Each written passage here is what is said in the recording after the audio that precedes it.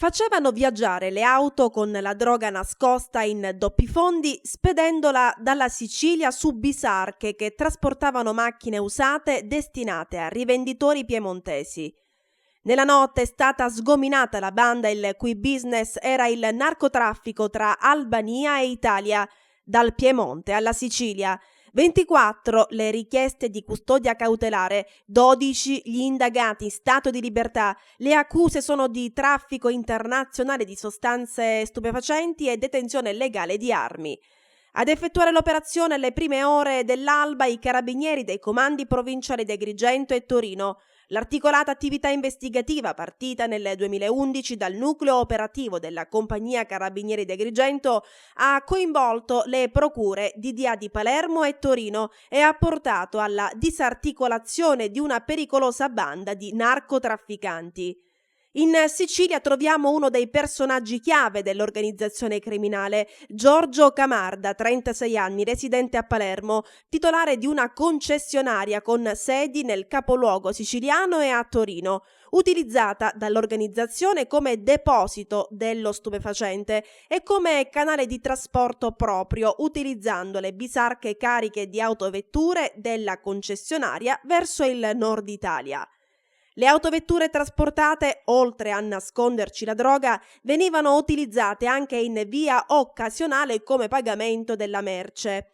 Sulla bisarca venivano caricate diverse macchine, ma all'interno di una di queste, collocata per ultima e diversa per tipologia da tutte le altre, veniva collocata l'eroina, la cocaina, la marijuana e l'hashish. L'ignaro autotrasportatore conduceva quindi il carico nel capoluogo piemontese, ove ad attenderlo, all'interno di una concessionaria anch'essa del tutto incolpevole, trovava i galoppini dei narcotrafficanti. Un sistema originale che non è sfuggito però ai carabinieri, che sono riusciti lo scorso mese a intercettare il carico seguendone ogni movimento fino all'arrivo nel capoluogo torinese. A gestire l'organizzazione sul versante torinese Andrea Puntorno, 37 anni, di origini agrigentine ma da anni a Torino. L'uomo gestiva i suoi traffici illeciti attraverso i suoi vice come Davide Moscatiello, 37 anni, e Fabrizio Angotti, 35 anni, entrambi torinesi. Tra le persone di fiducia di Puntorno anche Massimo Giuliani, 41 anni, di origine campana e domiciliato a Torino. Per l'approvvigionamento della sostanza stupefacente, Puntorno agiva in collaborazione con soggetti stranieri legati all'organizzazione, controllati a loro volta da Emiliano Pernoci, 38 anni, albanese ma da anni residente in Italia. Il sodalizio controllava una buona fetta dello spaccio di sostanze stupefacenti nella città di Torino, trovando la connivenza anche di alcuni soggetti della storica caratura criminale. Tra questi soprattutto Maurizio Albertin, di 54 anni, da anni protagonista di importanti vicende criminali nel capoluogo piemontese. L'operazione si è conclusa con l'arresto di 22 soggetti, di cui 16 sono stati catturati a Torino e 6 in Sicilia. 2 soggetti risultano allo stato irreperibili.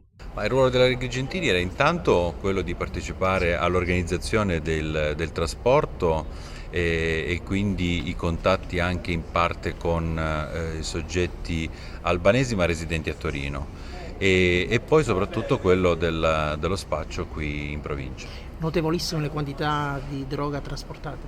Sì, parliamo di quintali di droga trasportata di tutti i tipi, perché ci sono stati fatti sequestri sia di hashish, abbiamo contezza di un trasporto che è stato rapinato ai trasportatori di oltre 1000 kg di marijuana, ci sono stati sequestri di cocaina e infine i colleghi di Torino hanno sequestrato anche oltre 4 etti di eroina. La compagnia di Agrigento è riuscita a ricostruire, partendo da degli assuntori agrigentini e di Favara, è riuscito a ricostruire il trasporto e quindi internazionale della sostanza stupefacente che arrivava in Italia dall'Albania.